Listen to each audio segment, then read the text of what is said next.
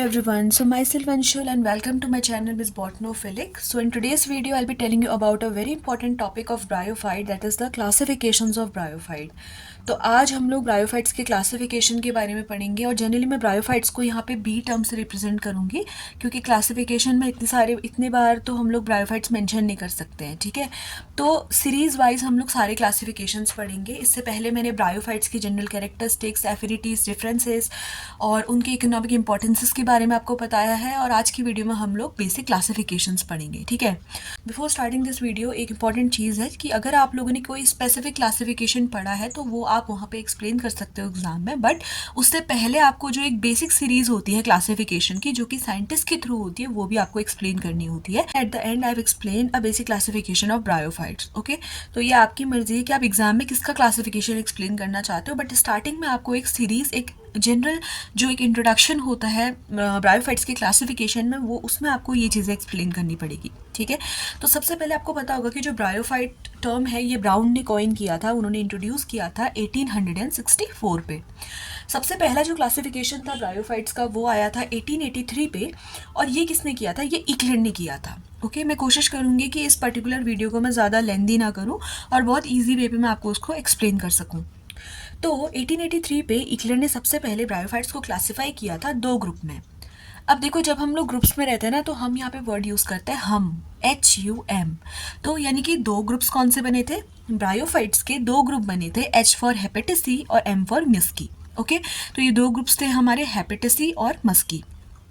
Now second classification आया था 1892 पे, जो कि दिया था इंग्लैंड ने। अब इंग्लैंड ने क्या किया कि इन्होंने क्या किया कि इनके क्लासिफिकेशन को ही आगे लेके गए। इंग्लैंड ने किया था ब्रायोफाइट्स को दो ग्रुप्स पे डिवाइड किया था, हम यानी कि हेपेटेसी और मस्की में। इंग्लैंड ने क्या किया कि ब्रायोफाइट्स का ऑलरेडी क्लासिफिकेशन हेपेटेसी और मस्की में तो था, उन्होंने क्या किया कि इन ग्रुप्स को ऑर्डर्स पे डिवाइड किया, ओके। तो हेपेटेसी जो हमारा ग्रुप है इसके कौन कौन से ऑर्डर थे, इनको याद करने की ट्रिक है MAJ, माजा। माजा तो हर कोई पीता ही है ना, तो माजा से हम कैसे याद कर सकते हैं? माम यानी कि Marchantiales, Jungermanniales and we have the Anthocerotales, okay. Similarly जो मस्की हमारा ग्रुप था उसको उन्होंने तीन ऑर्डर पे डिवाइड किया के फॉर्म पे, that is स्फैगनेल्स, Andreaeales and Bryales, okay. तो अभी तक हम लोगों ने कितना पढ़ा कि जो ईक्लर थे 1883 पे उन्होंने ब्रायोफाइट्स को दो ग्रुप पे डिवाइड किया, हेपेटेसी एंड मस्की। ये जो ईक्लर ने ग्रुप्स दिए हुए थे उनको उन्होंने ऑर्डर्स पे डिवाइड किया। तो हेपेटेसी को तीन ऑर्डर पे डिवाइड किया जिसको हमने माजा की ट्रिक से याद किया, मार्केंशियल, जंगरमानियल्स एंड एंथोसेरोटिल्स। और मस्की को उन्होंने तीन ऑर्डर्स पे डिवाइड किया जिसको हमने बोला सब, ओके, जिस that is the Sphagnales, Andreaeales and Bryales, okay. तो यहाँ तक का काम बहुत सिंपल सा था और ये इंट्रोडक्शन आपको मेंशन करना होगा चाहे आप किसी का भी क्लासिफिकेशन एक्सप्लेन करो। इसके बाद से आता है कैम्बेल, स्मिथ और तख्ताजान। देखो, कैम्बेल जो था इन्होंने क्लासिफिकेशन 1940 पे दिया, स्मिथ का क्लासिफिकेशन जो कि 1955 पे था और तख्ताजान का क्लासिफिकेशन जो कि 1953 पे था। इन तीनों ने क्या किया कि बी यानी कि ब्रायोफाइट्स को डिवाइड कर दिया तीन क्लासेस पे। एक था हेपेटेसी, एंथोसेरोटेई और हमारा मस्की। इतना समझ में आया? अब बारी आती है 1951 की। 1951 पे जो थे हमारे रॉथमेलर आए।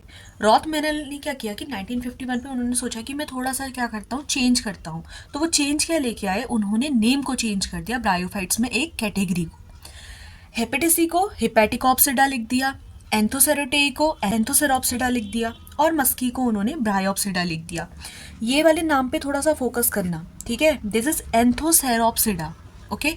तो रॉथमेलर ने क्या किया? नेम को चेंज किया 1951 पे, हेपेटेसी को हेपेटिकोप्सिडा बोला, एंथोसेरोटेई को एंथोसेरोप्सिडा बोला और मस्की को ब्रायोप्सिडा बोला।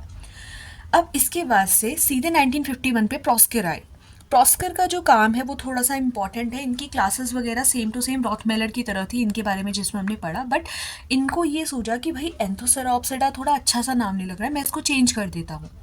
तो उन्होंने क्या किया? एंथोसेरोप्सिडा को एंथोसेरोटॉप्सिडा बना दिया, ठीक है। तो ये चीज़ याद रखना, दिस इज़ वेरी इंपॉर्टेंट। रॉथमेलर ने तीनों का नाम चेंज किया था, बट प्रॉस्कर ने बोला कि सब चीज़ें सही हैं, बट जो मुझे थोड़ा सा डिफरेंस लगता है वो होता है एंथोसेरोटेई में। एंथोसेरोटेई को आपने एंथोसेरोप्सिडा तो बना दिया, but this name is not good, तो मैं इसको एंथोसेरोटॉप्सिडा बोल देता हूँ, ठीक है। तो इस तरह से याद करके चलना है। तो ये बेसिक इंट्रोडक्शन है ब्रायोफाइट्स के क्लासिफिकेशन का। तो जो क्लासिफिकेशन मैं आपको यहाँ पे बताऊंगी वो GM स्मिथ के अकॉर्डिंग है। तो पहले तो आप ये वर्ड याद कर लो, DCOS, DCOSO। तो ये DCO वर्ड याद कर लो। D मतलब डिवीजन है, C मतलब क्लास है, O मतलब ऑर्डर है और SC मतलब जो है सब क्लास है। ओके तो GM स्मिथ के अकॉर्डिंग जो क्लासिफिकेशन है, तो यहाँ पे 4 चीज़ें हम पढ़ेंगे, D, C, O और SC। देखो D मतलब डिवीजन, C मतलब क्लास, O मतलब ऑर्डर और SC मतलब सब क्लास। ओके तो सबसे पहले हमने देखा ब्रायोफाइट्स। ब्रायोफाइट्स को क्या हुआ हमारा, हमने बोला ब्रायोफाइट्स क्या है, हमारा डिवीजन है। तो सबसे पहले हम डिवीजन पढ़ेंगे, फिर क्लास पढ़ेंगे और फिर हमारा ऑर्डर होगा। देखो क्लास के बाद जो आएगा वो सब क्लास होगा। तो ये 3 चीज़ तो सीरीज में आएगी, डिवीजन, क्लास, ऑर्डर, या हम ऐसे बोल सकते हैं डिवीजन, क्लास, सब क्लास एंड ऑर्डर। ओके तो पहला ये जो ब्रायोफाइट्स आप देख रहे हो ये क्या है, ये डिवीजन है। इस डिवीजन को हमने 3 क्लासेस पे डिवाइड किया। इतना तो आपको अभी तक समझ में आ गया होगा क्योंकि हम इतने रिपीटेडली वो चीज़ें पढ़ रहे हैं। तो वो 3 क्लासेस कौन सी थी, हिपैटिकॉप्सिडा, Anthocerotopsida and Bryopsida. Make sure कि आप यहाँ एंथोसेराप्सिडा यूज़ नहीं करोगे, यू विल यूज़ एंथोसेराटॉप्सिडा जो कि प्रॉस्केर ने चेंज किया था नेम। ओके हमने डिवीजन पढ़ लिया जो कि ब्रायोफाइटा था, हमने 3 क्लासेस के बारे में पढ़ लिया जो कि हिपैटिकॉप्सिडा, एंथोसेराटॉप्सिडा और ब्रायोप्सिडा थी। अब डिवीजन के बाद, क्लास के बाद हम किस में आएंगे, सब क्लास में आएंगे। ओके तो सब क्लासेस किसकी थी, सब क्लासेस है हमारी सिर्फ और सिर्फ ब्रायोप्सिडा की।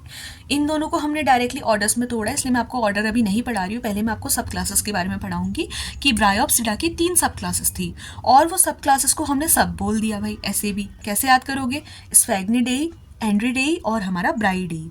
ओके स्फैग्निडेई, एंड्रिडेई और ब्राइडेई।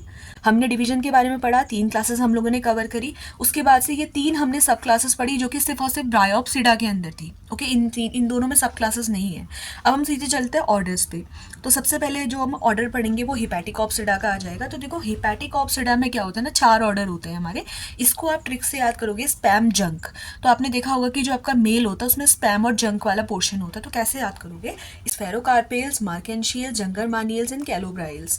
तो यहाँ पे जो हमारा स्पैम वर्ड है, स्पैम जंक की ट्रिक से आप ये 4 ऑर्डर याद करोगे। तो स्पा वर्ड जो है हमारा इसमें Sphaerocarpales, M for Marchantiales, D N से you will learn the Jungermanniales and C से you will learn the Calobryales. Okay similarly हम चलते हैं एंथोसेराटॉप्सिडा पे। जो एंथोसेराटॉप्सिडा हमारी क्लास है, इसके अंदर एक ऑर्डर आता है जिसको हम कहते हैं एंथोसेरोटेल्स। ओके फिर हम लोगों ने यहाँ पे सब क्लासेस पढ़ी थी ना, किसकी किसकी पढ़ी थी हमने, ब्रायोप्सिडा की। तो इसके अपने ऑर्डर्स होते हैं, जैसे स्फैग्निडेई जो हो जाता है इसके अंदर जो ऑर्डर आता है वो होता है स्फैग्नेल्स, एंड्रिडेई के अंदर आ जाता है एंड्रियल्स और ब्राइडेई के अंदर 2 हमारे ऑर्डर आते हैं, पॉलीट्राइकेल्स होता है और एक हमारा फ्यूनेरियल्स होता है। ठीक है तो यही सब क्लासिफिकेशन में आता है। देखो इसके अलावा क्लासिफिकेशन में आप एक और चीज़ एक्सप्लेन करते हो। अगर आपका लॉन्ग टर्म क्वेश्चन आता है या लॉन्ग टर्म आंसर्स के फॉर्म पे ये क्वेश्चन आता है तो आपको क्या करना होता है, वहाँ पे at the end you also have to explain some feature of Hepaticopsida, Anthocerotopsida and Bryopsida. इनके तो कैरेक्टरिस्टिक्स आपको एक्सप्लेन करने हैं क्लासिफिकेशन में, बट इसके लिए I will make a separate video जहाँ पे हम तीनों को थोड़ा डिटेल में एक्सप्लेन करेंगे। बिकॉज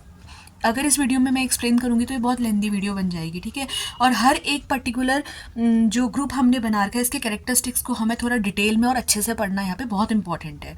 तो अगली आने वाली वीडियो पे मैं आपको तीनों के बीच में डिफरेंस बताऊँगी, इन तीनों के हम कैरेक्टरिस्टिक्स के बारे में पढ़ेंगे। ओके सो अगर आपका एग्जाम में क्लासिफिकेशन आता है तो आपने यही सारी चीज़ें वहाँ पे एक्सप्लेन करनी है। सबसे पहले जो मैंने बेसिक आपको एक्सप्लेनेशन बताया, ईक्लर का, एंगलर का, प्रॉस्केर का और रॉथमेलर का जिन्होंने नेम चेंज किए हुए थे, इस सीरीज़ में आप वहाँ पे सबसे पहले इंट्रोडक्शन एक्सप्लेन करोगे। उसके बाद एट द एंड आप एक स्पेसिफिक क्लासिफिकेशन दोगे, जैसे मैंने ये क्लासिफिकेशन आपको जीएम स्मिथ के अकॉर्डिंग पढ़ाया है। इसके अलावा आप प्रॉस्केर के क्लासिफिकेशन को भी डिटेल में पढ़ सकते हो, रॉथमेलर के पढ़ सकते हो, बट सबसे बेस्ट ये रहता है जो रिसेंट क्लासिफिकेशन होता है, मोस्ट एक्सेप्टेड क्लासिफिकेशन होता है, मोस्ट वाइडली जो एक्सेप्टेड क्लासिफिकेशन होता है उसको हम लोग एग्जाम में एक्सप्लेन करें। ठीक है सो यही सब था क्लासिफिकेशन ऑफ ब्रायोफाइट्स के अंदर। आई होप कि आप लोग को ये वीडियो हेल्पफुल लगी होगी। इसके अलावा वीडियो में अगर आपके कोई भी डाउट्स है तो आप मुझसे कमेंट सेक्शन पे पूछ सकते हैं।